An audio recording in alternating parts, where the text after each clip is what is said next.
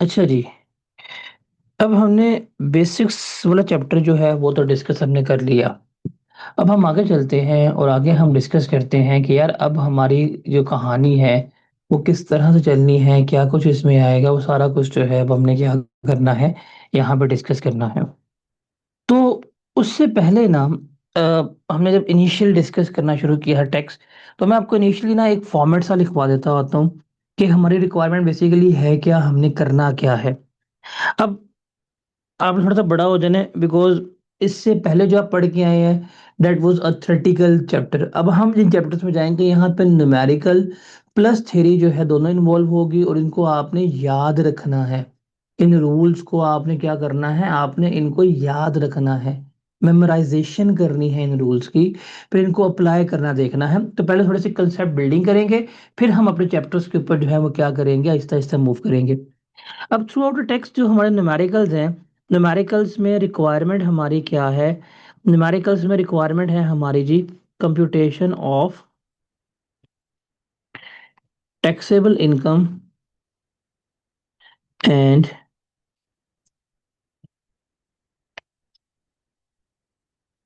Tax liability. ये requirement है हमारी। अब इसमें आपके पास 5 हेड्स ऑफ इनकम आएंगे। एक आ जाएगा जी आपके पास इनकम फ्रॉम सैलरी। एक आ जाएगा हमारे पास इनकम फ्रॉम प्रॉपर्टी। एक आ जाएगा जी हमारे पास इनकम फ्रॉम बिजनेस। दूसरा आ जाएगा जी हमारे पास इनकम फ्रॉम कैपिटल गेन्स। और आ जाएगा हमारे पास इनकम फ्रॉम अदर सोर्स। इन पांचों हेड्स ऑफ इनकम को जमा करेंगे तो हमारे पास क्या आएगा? हमारे पास आएगा टोटल इनकम। हमारे पास क्या आएगा? Total income. इस टोटल इनकम में शामिल होती है एनटीआर की इनकम, जो अब हम डिस्कस करेंगे एनटीआर क्या होता है। इसमें शामिल होगी एफटीआर की इनकम। इसमें शामिल होगी सेपरेट ब्लॉक ऑफ इनकम। ये सारी शामिल होंगे। अब हम डिस्कस करेंगे what is FTR, what are separate block of income items, ये हम डिस्कस करेंगे। इसमें से फिर हम लेस करवाएंगे जो आपकी सेपरेट ब्लॉक ऑफ इनकम होगी, आप उसको लेस करवाएंगे। जो आपकी एफटीआर की इनकम होगी आप उसको लेस करवाएंगे। तो आपके पास आ जाएगी टोटल इनकम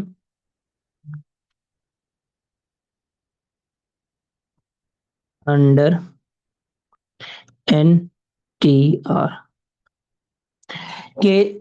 ये है आपकी total income under normal tax regime. इसके बाद हम इसमें से लेस करवाएंगे।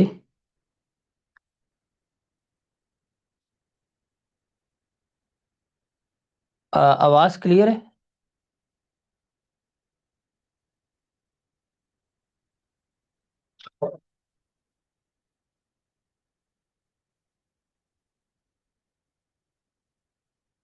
ये मुझे जरा बताइएगा, आवाज क्लियर है?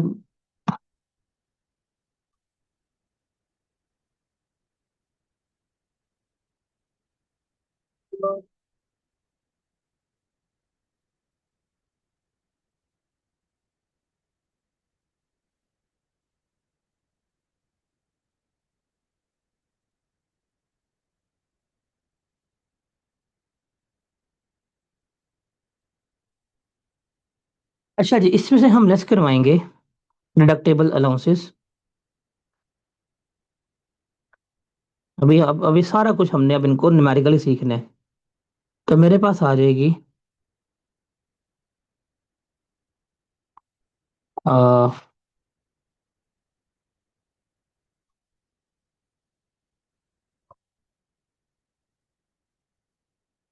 इसको हम कहेंगे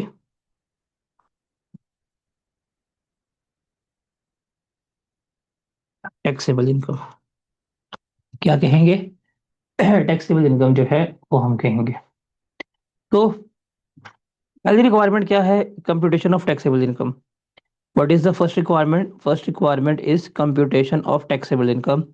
तो जो आपको न्यूमेरिकल आएगा ना, आपको एक बड़ा न्यूमेरिकल आना है, आपको एक शॉर्ट न्यूमेरिकल आना है।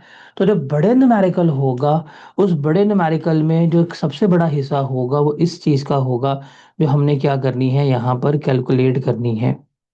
Is that clear? इसको जरा नोट डाउन कर जल्दी से, जल्दी से नोट डाउन करें इसको।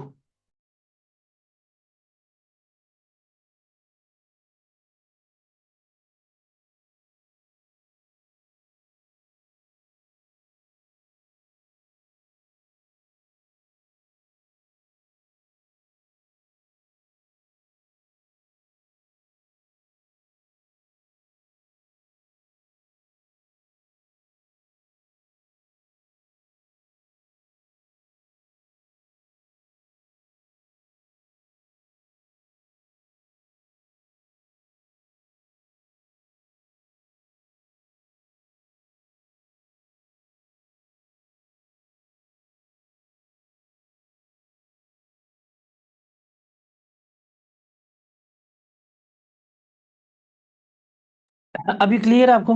अब इसमें सेकंड रिक्वायरमेंट क्या है? सेकंड रिक्वायरमेंट जो है वो है हमारी टैक्सेबल इनकम की कैलकुलेट। टैक्सेबल इनकम होगी, अब हमने क्या करनी है, टैक्स लायबिलिटी कैलकुलेट करनी है। क्या करनी है? Tax liability. तो जब हम टैक्स लायबिलिटी की बात करेंगे, मैं यहाँ पे लाइन लगाता हूँ।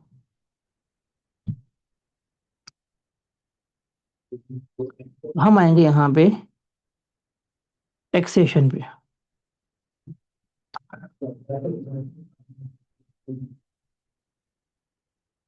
अब टैक्सेशन पे ना हमें सबसे पहले पता करना है कि ये बंदा सैलरीड है कि नॉन सैलरीड है।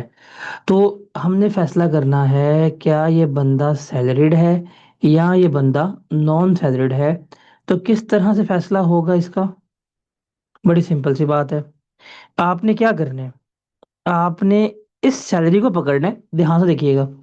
इस सैलरी को पकड़ना है, इसको जाके डिवाइड करना है इस टैक्सेबल इनकम पे। क्या करना है? आपने ये जो सैलरी है इसको डिवाइड करना है टैक्सेबल इनकम पे, मल्टीप्लाई करना है 100 से। Salary divided by taxable income multiply by 100। If answer is greater than 75%, अगर जवाब 75% से ज्यादा आया तो हम कह देंगे ये कौन है, ये सैलरीड है। अगर 75% से कम आया फिर हम क्या कहेंगे, ये कौन है, हमारे लिए नॉन सैलरीड जो है वो कंसिडर हो रहा होगा। Is it clear?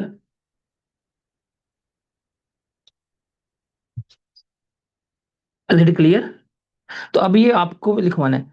अब उसके बाद आपके पास टैक्सेबल इनकम होगी। आपने क्या करना है, आपने इस इनकम को जो भी रेलेवेंट रेट होंगे, अभी हम सीखेंगे कोई इस चैप्टर के एंड के ऊपर कैसे रेट लगाते हैं, मल्टीप्लाई करेंगे तो आपके पास क्या आ जाएगी, टैक्स लायबिलिटी आ जाएगी। इस टैक्स लायबिलिटी में से हम लेस करवाएंगे टैक्स रिबेट्स एंड क्रेडिट्स। इसमें फिर हम ऐड करेंगे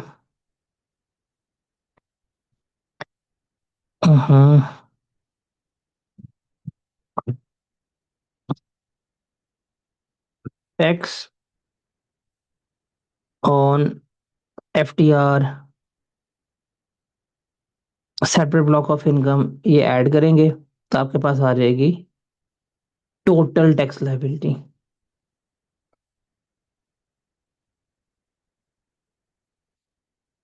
क्या आ जाएगी? Total tax liability. इसमें से फिर आप लेस करवाएंगे जो आपने एडवांस टैक्स पे किया है।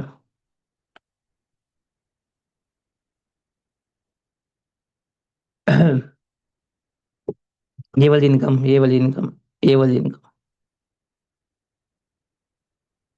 इसमें से जो आपने विद होल्डिंग टैक्स पे किया होगा वो लेस करवाएंगे तो आपके पास क्या आ जाएगा,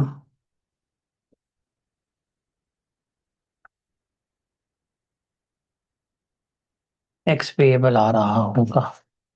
क्या आ रहा होगा? टैक्स पेएबल आ रहा होगा। तो अब हमने प्रैक्टिकली जो है इन सारी चीजों को देखना है।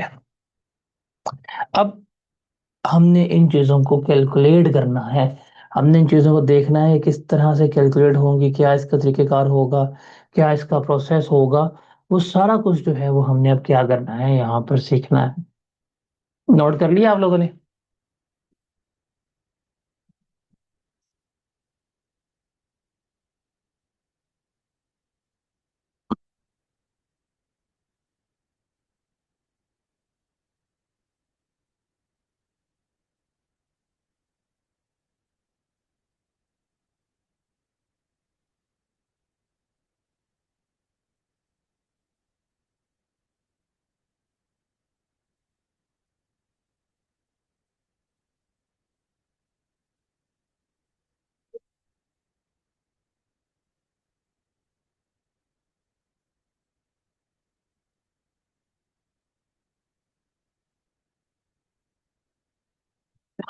हम्म,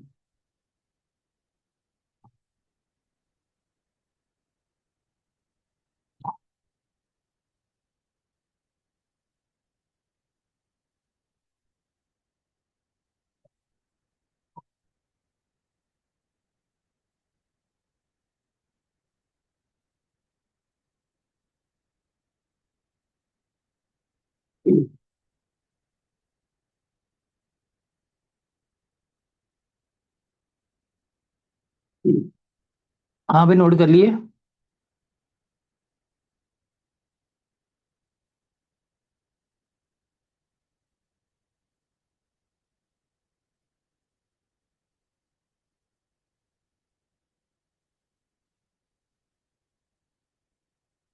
अगर बंदा सैलरीड है उसके रेट अलग होते हैं, अगर बंदा नॉन सैलरीड है उसके रेट अलग होते हैं।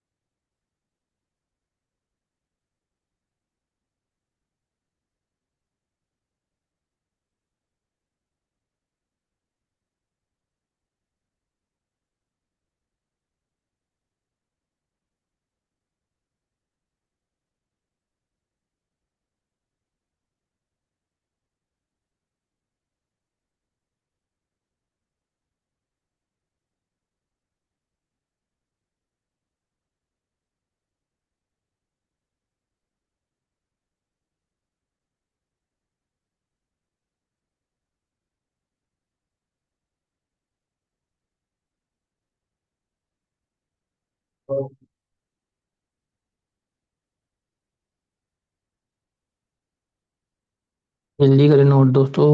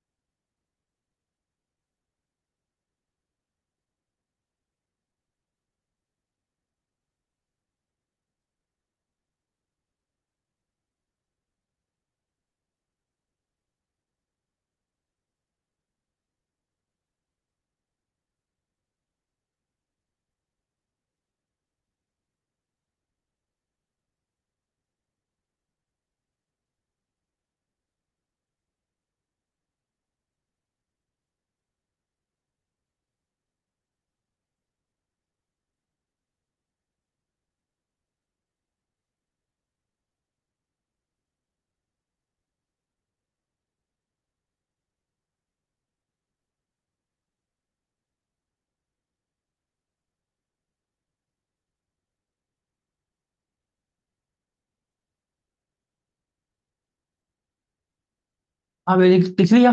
अब जो आपके सामने इस वक्त नजर आ रहा है ना, इसको हम कहते हैं NTR,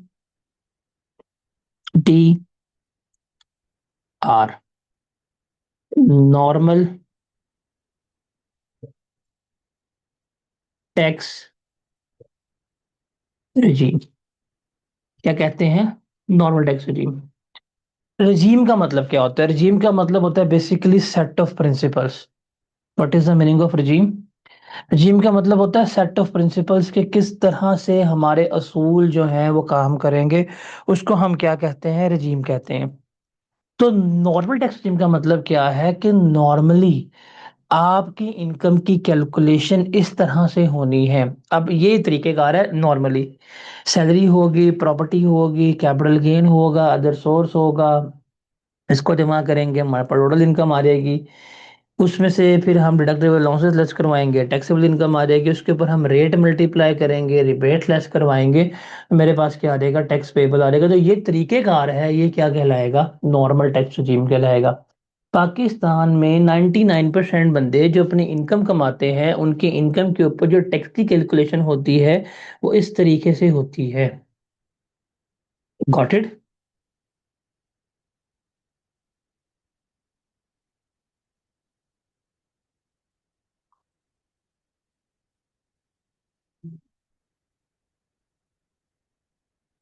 इसको हम क्या, ये जो सारा फॉर्मेट लिखा हुआ है इसको हम क्या कहते हैं? जो सारा फॉर्मेट लिखा है इसको हम क्या कहते हैं?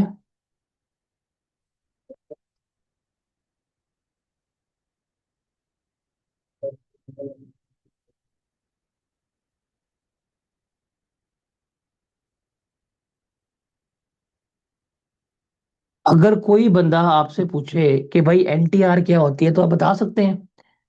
पेपर में डिफाइन NTR कभी नहीं आएगा, ये एक अंडरस्टूड सी बात है कि आपको पता होना चाहिए कि ये चीज NTR में आती है। पेपर में they are never gonna ask you to define NTR। लेकिन NTR होता क्या है, किस तरह से आप उसकी इनकम को कैलकुलेट करते हैं, वो चीज आपने क्या करनी है यहाँ पे बतानी है। तो आप बता सकते हैं पेपर में कभी आया what is NTR, define NTR?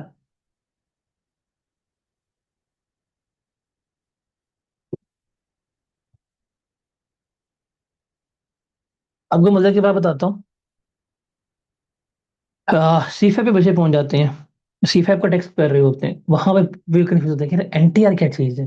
Kaif पे तो जैसे तैसे आप निकाल देंगे, बट यार है C5 में आपने एक प्रैक्टिकल टेक्स्ट करना है, वहां पे जाके आपको हर चीज जो है हाईली प्रैक्टिकल मिलनी है, तो वहां जाके बच्चे पिट रहे होते हैं। तो रेदर देन कि वहां जाके आप पिटे, वहां जाके आपका दिमाग खराब हो, यहाँ पे आप अपने आप को इतना क्या कहते हैं वो स्ट्रॉन्ग कर लें कंसेप्चुअली कि आपको पता हो। C5 का सिलेबस और कैफ का सिलेबस जो है 70% ऑलमोस्ट सेम है।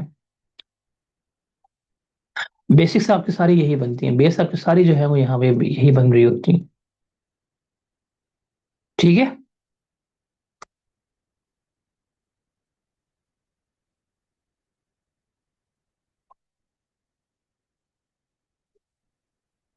तो NTR की आप तो समझ लगी।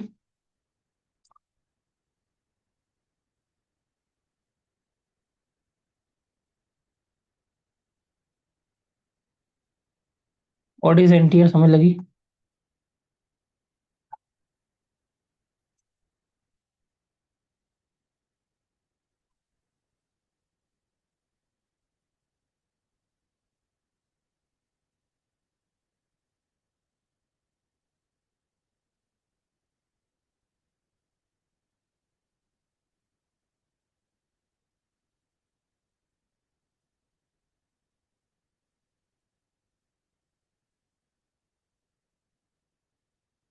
अब हम देखें अगर, तो हमारे पास जो टैक्स रेजीम्स है ना,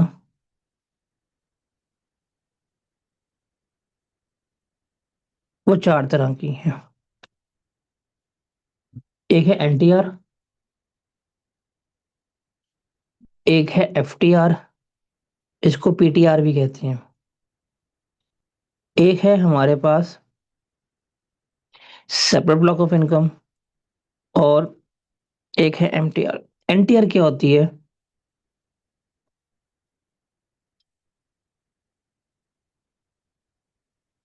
नॉर्मल टैक्स रजीम।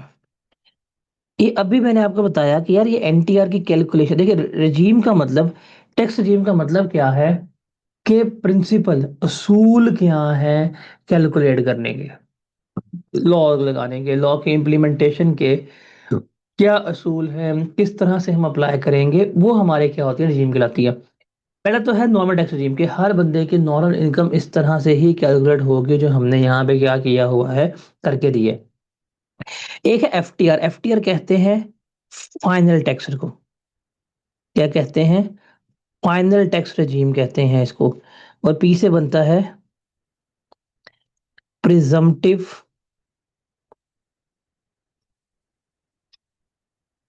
टैक्स रजीम। अब देखिए जरा, अभी हम जाके इसका पूरा चैप्टर पढ़ेंगे, हमारे बुक का चैप्टर नंबर 7 है ये। जरा देखिएगा स्क्रीन के ऊपर, यहाँ पे देखें क्या हम टैक्स की कैलकुलेशन कर रहे हैं। हमने यहाँ पर टैक्स निकाला, फिर टैक्स में से चीज लेस की, ये ऐड की, फिर लेस किया। हम टैक्स को कैलकुलेट करके पे कर रहे हैं ना। टैक्स में एडजस्टमेंट हो रही है कि नहीं हो रही एनटीआर में, बताया जरा। टैक्स में एडजस्टमेंट हो रही है ना। ये जो है ना एफटीआर के आइटम, ये वो आइटम्स हैं जिसमें टैक्स जो है वो फाइनल होता है, और इसमें कोई किसी किस्म की एडजस्टमेंट जो है वो नहीं हो सकती। कोई किसी किस्म की एडजस्टमेंट जो है वो नहीं हो सकती।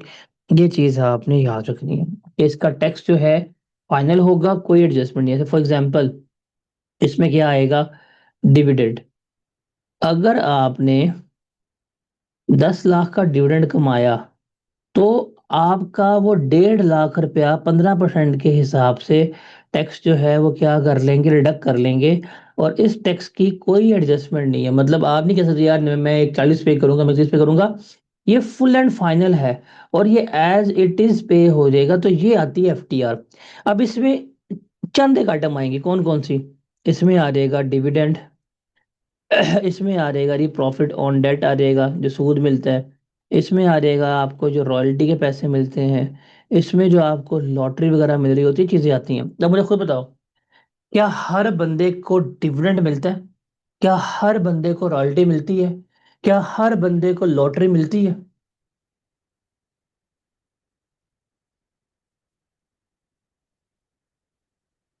क्या पाकिस्तान में हर बंदे को लॉटरी मिलती है? नहीं ना। तो इसका मतलब क्या हुआ, सबके लिए नहीं है। जिसकी लॉटरी निकलेगी उसके लिए हम लगाएंगे, जिसको रॉयल्टी मिलेगी उसके लिए लगाएंगे, जिसको प्रॉफिट ऑन डेट मिलेगा उसके लिए लगाएंगे, जिसको डिविडेंड मिलेगा उसके लिए लगाएंगे। तो ये है एफटीआर। नॉर्मली नहीं है भाई, नॉर्मल सैलरी है, बिजनेस है, प्रॉपर्टी है, वो हम लगा लेंगे। जिसके पास इनकम होगी उसको हम इसके मुताबिक फीड करेंगे जी, ये आ जाएगा। इसके बाद है सेपरेट ब्लॉक ऑफ इनकम। इसमें पूरा सिलेबस में बताऊं, पूरा सिलेबस में 3 चीजें हैं। एक हमने पढ़नी है इनकम फ्रॉम सैलरी में जाके, और वो होगा हमारा गोल्डन हैंडशेक, उसको डिस्कस करेंगे। एक हमने पढ़नी है अल्लाह भला करे कैपिटल गेन्स में, that is disposal of property.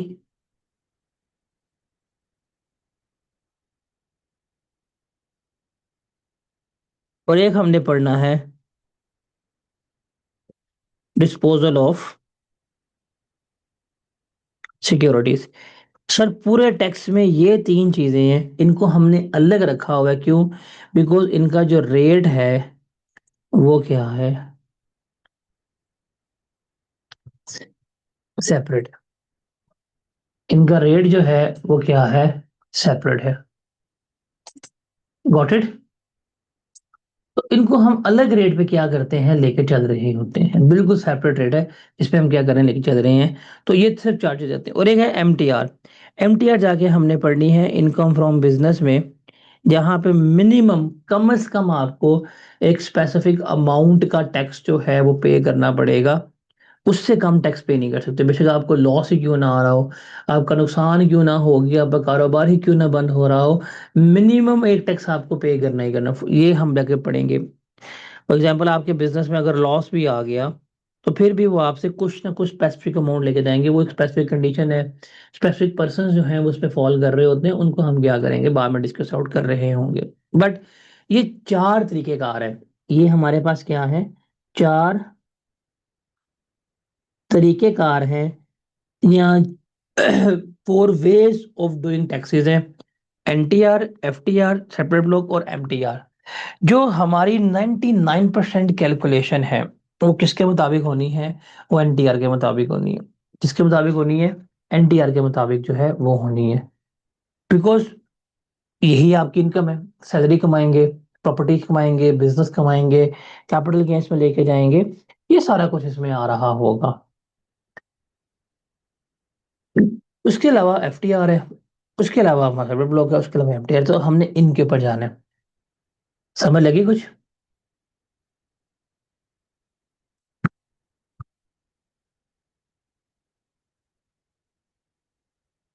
NTR FTR tax regimes किन्हें कहते हैं, समझ लगी कि नहीं लगी?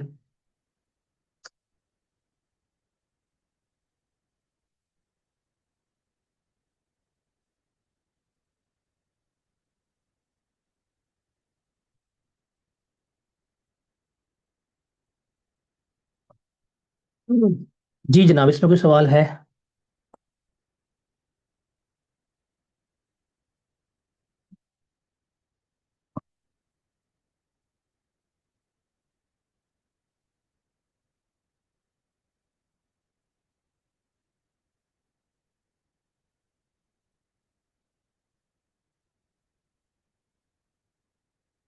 तो हम इसको वाइंड अप करते हैं। कल हम अपना पहला हेड ऑफ इनकम जो है वो शुरू करेंगे, डेट इज सैलरी। सैलरी जिसको समझ आ गया न्यूमेरिकली उसके बारे में आ रहे हो जाएंगे। तो लाजमी आप लोगों ने आना है, लाजमी, लाजमी। ओके, सैलरी में रेगुलर हो जो, जिसने साथ रेगुलर होके इनकम फ्रॉम सैलरी कर ली उसका टैक्स निकल जाएगा, और ये असूल है। दिस इज द रियल असूल ऑफ क्लियरिंग टैक्स। ये चीज आपने भूलनी नहीं है। अब हमने कल जो हेड ऑफ इनकम स्टार्ट करने हैं, हमारे 5 हेड्स ऑफ इनकम है, एक salary, property, business, capital, other source. दो हेड्स ऑफ इनकम बड़े हैं, एक बिजनेस है और एक सैलरी है। बिजनेस हम अलग डिस्कस करेंगे। सैलरी जो है ना वो आपकी बुनियाद है, बेस बनेगी। आपके पूरे इनकम टैक्स को करना कैसे है, कैलकुलेशन रूल्स को समझना, न्यूमेरिकल्स के फॉर्मेट में जाना, ये सारी सैलरी से होना है आपका। तो अब हमने चूंकि कल सैलरी स्टार्ट करना है, तो I would request from everyone कि इंसान के पुत्र बन के साथ साथ हो जाओ। तुम्हारा सैलरी हो गया तो यकीन मानो तुम्हारा एक मेजर एरिया निकल जाएगा जिसमें से 10 नंबर आपको पेपर में आने ही आने हैं। आपकी बाकी हेड्स ऑफ इनकम की जो है वो बेस बन जाएगी कि यार ये ठीक है, ये वाला हेड ऑफ इनकम इतना हो रहा, तो आपको न्यूमेरिकली, क्योंकि सैलरी का जो एरिया है उसमें से न्यूमेरिकली ज्यादा आता है, और आता है, सैलरी के बगैर पेपर नहीं बनता। तो पहला हेड ऑफ इनकम है जिसको आपको, अगर वो हो गया, आपको जितना फिंगर टिप्स पे आ गया, पेपर निकलेगा। हालांकि इसके ऊपर कोई हमारे 8 से 10 लेक्चर लगने सैलरी के ऊपर, लेकिन वो 8 से 10 लेक्चर जिसने सीख लिया, न्यूमेरिकली करना सीख लिया, पेपर आपका पास हो जाएगा। तो ये पेपर की बुनियाद बनती है। तो अब आपने रेगुलर रहना है, खासतौर के ऊपर अगले जो डेज हैं हमारे, उसमें सैलरी जो है वो जब करोगे, 1-2 लेक्चर्स के बाद जब हम छोटे छोटे एग्जाम्पल्स में कर रहे होंगे, तो फिर क्या होगा, आपका ये चीजें जो है वो क्या हो जाएंगी, इजी हो जाएंगी। तो अगला head of income most important head of income है, इसको आपने क्या करना है, लाजमी साथ साथ करना है। सो बी रेगुलर। मेरे ख्याल से भी सेशन का स्टार्ट हुआ है और आप लोगों के इतने पंगे पंगे शुरू हो रहे हैं, रेगुलर नहीं हो रहे, तो काइंडली रेगुलर अब हो जाए, मेहरबानी करें। ठीक है,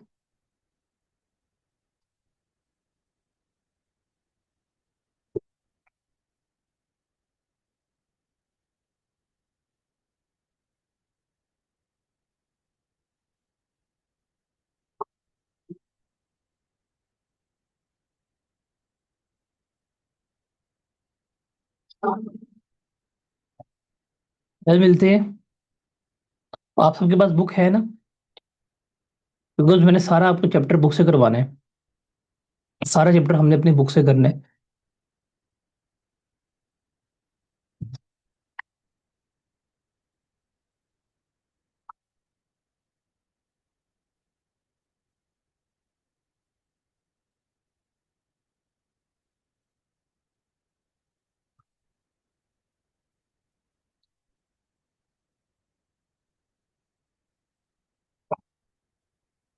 जिसने कल ज्वाइन किया है, परसों ज्वाइन किया है, बट हमने कल से शुरू करना है ना।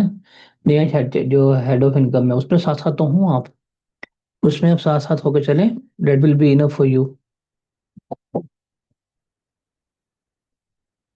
ठीक है। देखिए, कल से ऑनवर्ड साथ साथ चलना है।